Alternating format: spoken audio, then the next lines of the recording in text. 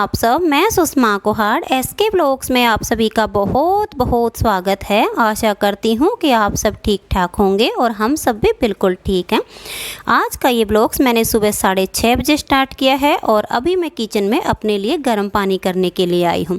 तो मैंने गैस पर गर्म पानी करने के लिए रख दिया है। पानी गर्म होगा तब तक मैं जो रात के धुले हुए बर्तन हैं इनको इनकी जगह पर लगा देती हूँ, क्योंकि फ्रेंड्स एक जगह खड़े रहने से अच्छा है कि जो हमारे किचन के एक्स्ट्रा काम होते हैं अगर हम उन्हें इस तरह से साथ साथ कर लेते हैं तो हमारे सभी काम टाइम पर हो जाते हैं।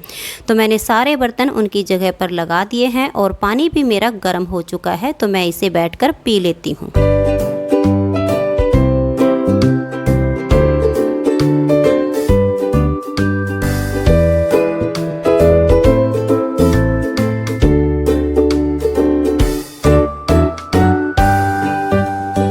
गर्म पानी पीने के बाद अब मैं यहाँ पर कूलर को साफ़ कर रही हूँ और फ्रेंड्स 4-5 दिनों से कूलर में यही वाला पानी चल रहा था, तो ऐसे में इसमें मच्छर पैदा होने का डर रहता है। तो इसलिए आज मैं इस सारे पानी को निकाल के इसे कपड़े से पोंछकर सुखा दूँगी और फिर इसमें हम ताज़ा पानी भर देंगे। और वैसे भी फ्रेंड्स अब आषाढ़ का महीना चल रहा है। आषाढ़ और सावन इन 2 महीनों में डेंगू और मलेरिया जैसे मच्छर ज़्यादा पैदा होते हैं, तो हमें कूलर को 4 से 5 दिन में खाली करके सुखा देना चाहिए और फिर इसमें ताज़ा पानी भरना चाहिए।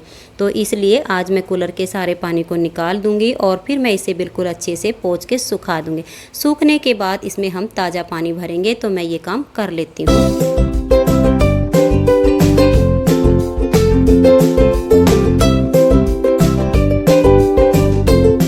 तो फ्रेंड्स कूलर को साफ़ करने के बाद फिर मैंने चाय बनाई थी और चाय पीने के बाद अब मैं यहाँ पर झाड़ू लगा रही हूँ। और फ्रेंड्स घर काफ़ी बड़ा है तो झाड़ू लगाने में भी थोड़ा सा ज़्यादा ही टाइम लगता है, तो अभी मैं फटाफट पूरे घर में झाड़ू लगा देती हूँ। और झाड़ू लगाने के बाद फिर मैं खाना बनाने की तैयारी करूँगी, तो फटाफट मैं झाड़ू का काम कर लेती हूँ।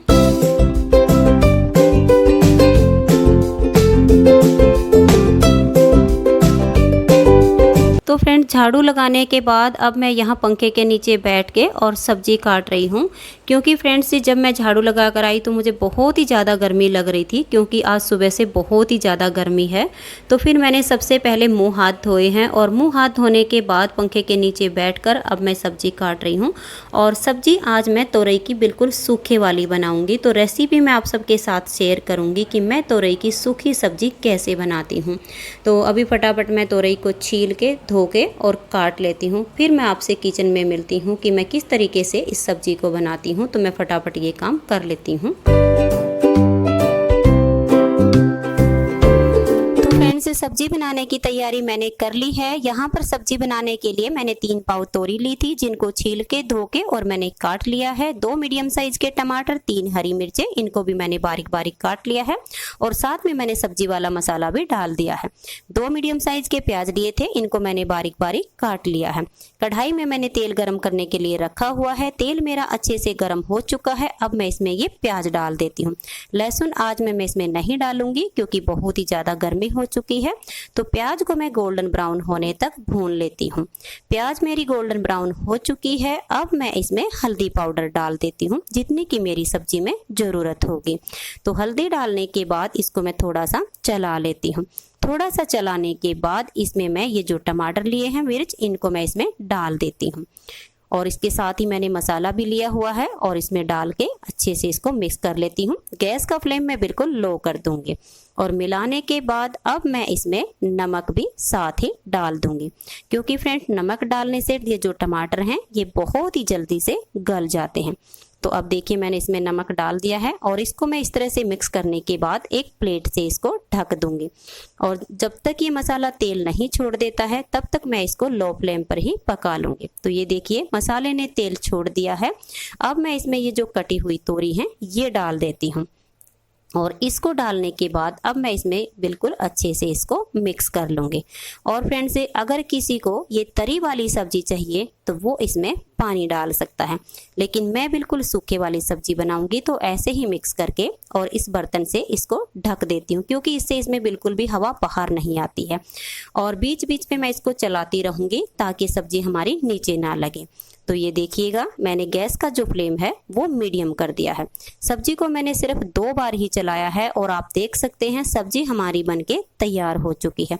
तोरी की जो सब्जी है वो बहुत ही जल्दी बनके तैयार होती है। जब इस तरह से हम तोरी की सब्जी बनाते हैं तो ये खाने में बहुत ही स्वादिष्ट लगती है। तो आप भी एक बार इस सब्जी को जरूर ट्राई कीजिए। अब मैं एक से जाली वाली जो छलनी है इसे ढक देती हूँ। तो सब्जी हमारी रेडी हो चुकी है। अब मैं खाना बना लेती हूँ।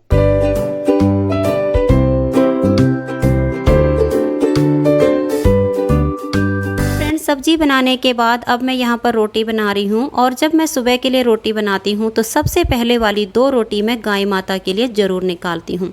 और फ्रेंड्स ये गाय के लिए जब रोटी निकालनी हो तो उसमें मीठा ज़रूर रखना चाहिए। गाय की रोटी हमें ऐसे ही नहीं निकालनी चाहिए, क्योंकि गाय में 33 करोड़ देवी देवताओं का निवास स्थान है। अगर हम इस तरह से सुबह की सबसे पहले वाली रोटी मीठा रख के गाय को खिलाते हैं तो 33 करोड़ देवी देवता खुश हो जाते हैं। तो मैं इस तरह से रोज़ निकालती हूँ। और अगर किसी दिन मुझे सुबह चावल बनाने हो तो भी मैं अलग से आटा लगाती हूँ और फिर 2 रोटी गाय के लिए बना के रख देती हूँ। तो फ्रेंड्स आप भी इस तरह से गाय के लिए सुबह की पहली रोटी ज़रूर निकाला करो। जो लोग अपने घर में सुबह के टाइम सबसे पहले वाली रोटी गाय को खिलाते हैं उनके घर में कभी भी किसी चीज़ की कमी नहीं रहती है। तो फ्रेंड्स खाना बन के तैयार हो चुका है, तो आप भी आ जाइए और हम सबके साथ बैठकर खाना खा लीजिए। तो मैं सबको खाना बना के खिला देती हूँ।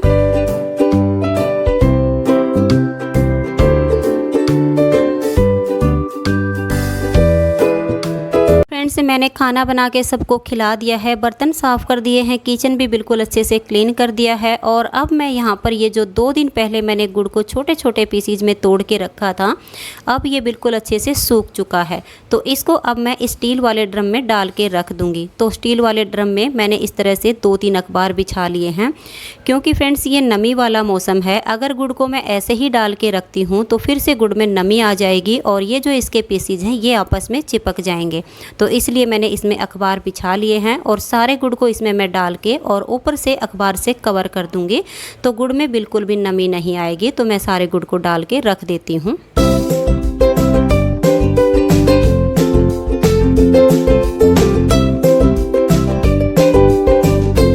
तो फ्रेंड्स गुड़ को पैक करने के बाद अब मैं यहाँ पर आटा छान रही हूँ। और फ्रेंड्स ये आटा मेरा 2 दिन पहले ही पिस कर आ गया था, लेकिन इसे छानने का मुझे टाइम ही नहीं मिल पा रहा था।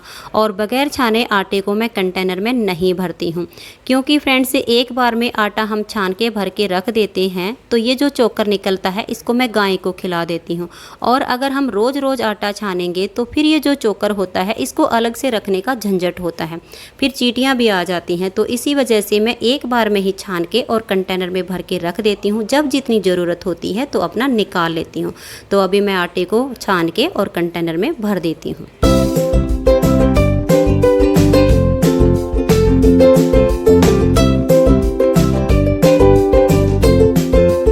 फ्रेंड्स से आटे को छान के कंटेनर में भर के रख दिया है और अब मैं यहाँ पर अपनी सिलाई मशीन को साफ़ कर रही हूँ, क्योंकि फ्रेंड्स से काफ़ी टाइम से मशीन मेरी ऐसे ही ढक के रखी हुई थी। तो ऐसे रखी मशीन थोड़ी सी जाम हो जाती है।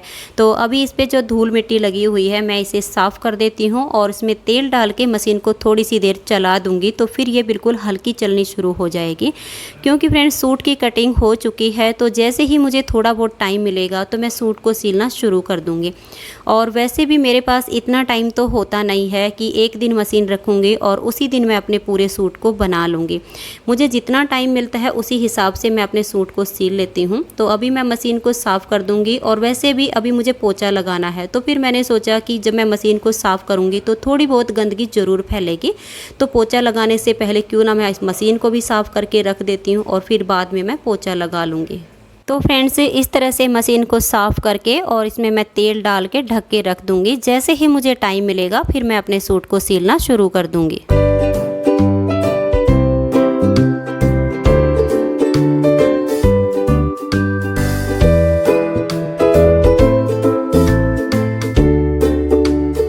फ्रेंड्स फ्रेंड्स अभी मैं यहाँ पर पोछा लगा रही हूँ, क्योंकि मशीन में भी मैंने तेल डाल के और उसे ढक के रख दिया है।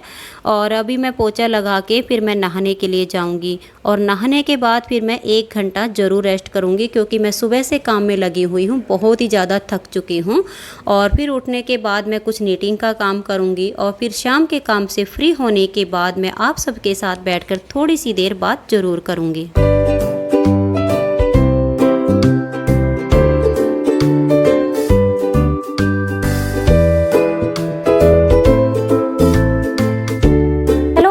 कैसे हैं आप सब? हम सब तो बिल्कुल ठीक हैं, और उम्मीद करती हूँ कि आप सब भी बिल्कुल ठीक होंगे और अपने अपने घरों में बहुत खुश होंगे और सुरक्षित होंगे।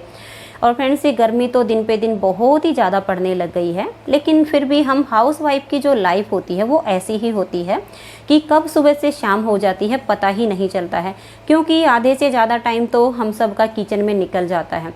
और फिर जो टाइम बचता है उसमें घर की साफ़ सफाई करना, कपड़े धोना, प्रेस करना, और फिर इस तरह के काम करते हुए कब सुबह से शाम हो जाती है पता ही नहीं चलता है। तो मुझे ऐसा लगता है कि हम सभी हाउसवाइफ की जो लाइफ है वो लगभग एक जैसी होती है। और फ्रेंड्स, एक सब्सक्राइबर ने कमेंट्स किया हुआ है कि आपने जो ब्लेरो जैकेट सिखानी शुरू की हुई है, क्या उस पर हम क्रोशिया की जगह सिलाइयों से वर्क कर सकते हैं? तो फ्रेंड्स, ये देखिएगा, ये वाली वो जैकेट है। वैसे तो इस पर हम जब क्रोशिया से वर्क करेंगे तो इसका ये जो खालीपन है ये भी भर जाएगा, और इसकी जो लुक आएगी वो बहुत ही सुंदर आएगी।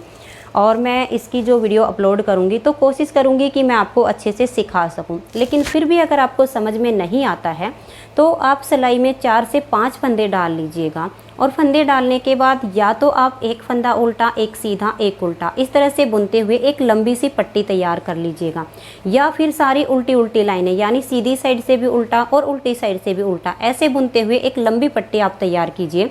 देखिए, जिसका नाप यहाँ से इस तरह से लाकर और ऐसे, और फिर बैक पार्ट से लाकर यहीं पर उसका एंड हो जाए, इतनी लंबी आप पट्टी बना लीजिए, और फिर उसे आप सुई से इसमें सील दीजिए।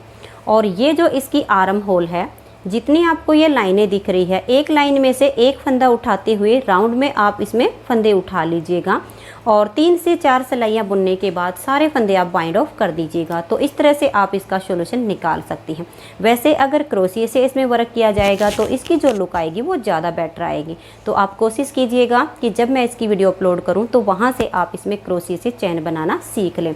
और फ्रेंड्स, मैंने एक नया प्रोजेक्ट स्टार्ट कर दिया है। ये देखिएगा, ये वाला जो डिज़ाइन है, वैसे इसे मैं सिंगल कलर में बनाना सिखा चुकी हूँ, लेकिन बहुत सारे सब्सक्राइबर की ये डिमांड थी कि इस डिज़ाइन को आप डबल कलर में बनाना सिखाइएगा, और इसी डिज़ाइन में एक फुल बाजू कार्डिगन भी बनाना बता दीजिएगा। तो मैंने डबल एक्सल साइज़ के लिए ये डबल कलर में इसी डिज़ाइन में इस कार्डिगन को बुनना शुरू किया है।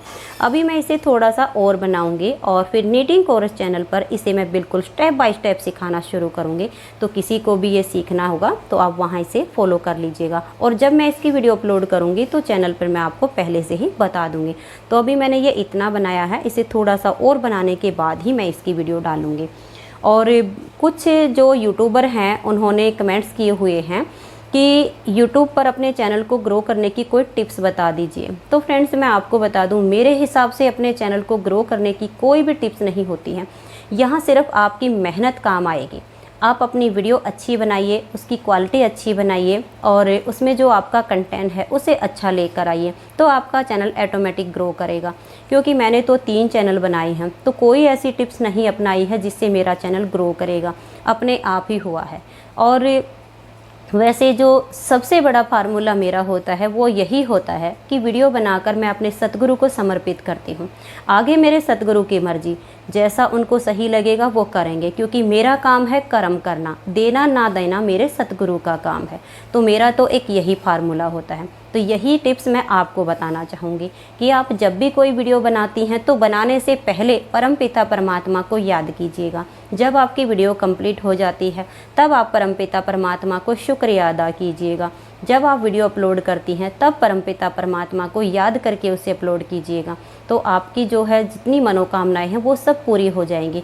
क्योंकि हमें अपने किसी भी काम को करने से पहले, चाहे वो घर का हो, बिजनेस का हो, यूट्यूब का हो, कोई भी काम हो, उसमें सबसे पहले अपने सतगुरु को, अपने परमपिता परमात्मा को धन्यवाद देना चाहिए और उन्हीं का आसरा लेना चाहिए। और मैं तो हमेशा अपने सतगुरु के आसरे पर हूँ।